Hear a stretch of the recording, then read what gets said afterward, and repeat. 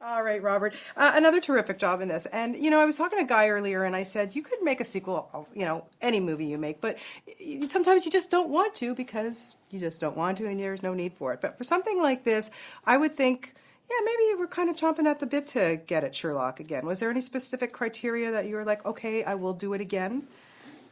Well, when we were 2 years ago, right around this time, we were promoting the movie, and it was being reported to us that it was likely to do good business, and so we started kind of, dreaming about what we might do in success.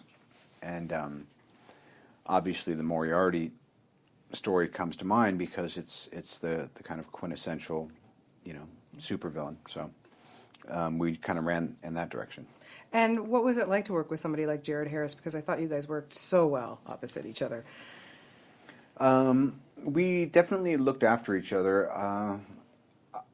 I think it worked largely, the movie that is, because our actor playing our bad guy had some very strong opinions, and we were of like mind, and we tried to say, hey, let's not just cash in on this Sherlock Holmes success with the Game of Shadows. Let's really try to do something that's a bit more complex and thoughtful. And he was the right guy for it. Yeah, he totally was the right guy for it. How did he, adapt? Because you guys have your style. You go on, you have your script, you know what you're, but then you get there and you can just mix it up. Was he adaptable to that?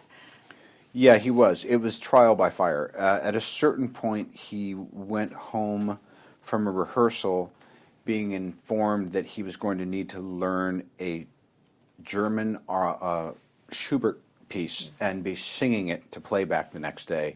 He'd never sung, I don't even think, in English hardly, and he came in the next day and did it, and it's a powerful and interesting part of their second meeting. Yes, it is. You look really, really good as a woman. Were you channeling Tony Curtis in that get-up? I've heard Tony Curtis. I've heard, is it Robert Smith from The Cure? Yep. Did you enjoy it, putting on a dress, the makeup? I enjoy the idea of it actually being it. I realize I am not a transgender yet. Don't even say yet. Well, Don't go there. You never know. You have to leave room for that possibility. Yeah, I guess so. What is it with you and Jude now? Of course, you guys are just like, you can finish each other's sentences, I think. You stepped it up so much, the two of you, in this, that I didn't want to not see any scenes with the two of you. It was so good. What is it about the two of you guys?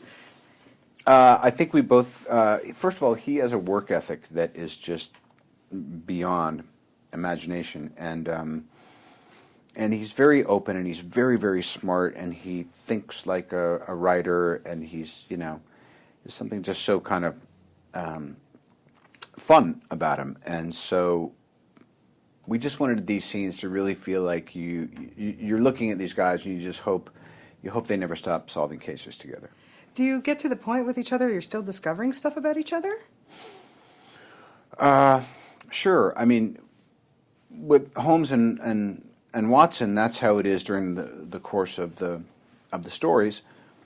And I think as far as Jude and I go, we don't hang out a bunch. We see each other on set, and we have this kind of ongoing meditation on these two characters. So we're kind of like students together in a strange way. Yeah.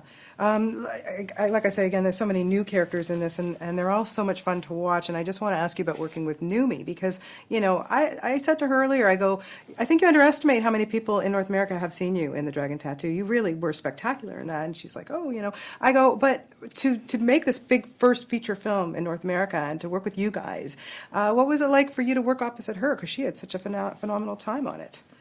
Well, first of all, I was training down in the basement of this house we were staying in Mayfair, and I said, oh yeah, she looked like she threw a couple punches. I said, why don't you come over and train with Sifu and I? And she came over, and she gloved up, and I was just like, oh my God, this girl likes to fight. Like, has a real warrior spirit. So we started maybe, pushing it a little bit, and she lit up. She was happy, and I thought, wow, this is going to be a really fun ride with her. And then there's something really incredibly warm and maternal and thoughtful and spiritual about her too, and that's what we needed from the character of Simza, this gypsy fortune teller who we bring into this intrigue. Yeah. What's it like, you know, having all this new blood on the set? It must be a lot of fun for you guys, I would think. Yeah, it's really satisfying too, because I remember, you know, doing a TV series with George C. Scott, or being on location with James Woods in the mid '80s, and just going, boy, you know, I'm so fortunate that I get to, you know, see these guys who are so experienced, and you know, 25 years later, I'm kind of like that guy just a little bit. So it just feels nice, you know, Yeah. circle of life and all. Absolutely. Stephen Fry, working with him. Yes. You don't really work with Stephen. You just kind of get out of his way because it's all going to happen pretty quickly. He's exceptional. Again, you know, one of the great pleasures of this was we're in London, then we go back and do some reshoots, and then we go see Jude doing a Eugene O'Neill play, and you go, oh my God, that was even better than Hamlet. This is crazy. And then we're shooting, and Stephen goes, oh, I won't be able to come in tomorrow. I'm doing Royal Albert Hall. Would you like to come? You know, and then you're like seeing him on stage, and you go, oh my God, so many of these people that you call and you work with there, they're just doing extraordinary things, kind of like on their off days. It's nuts. How do you continue to challenge yourself? I mean, you pick these amazing roles, but there's got to be something for you to just keep you going.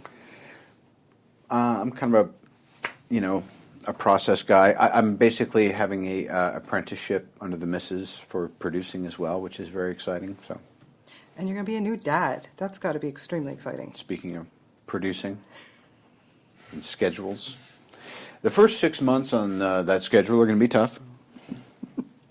But it'll be amazing. Yeah.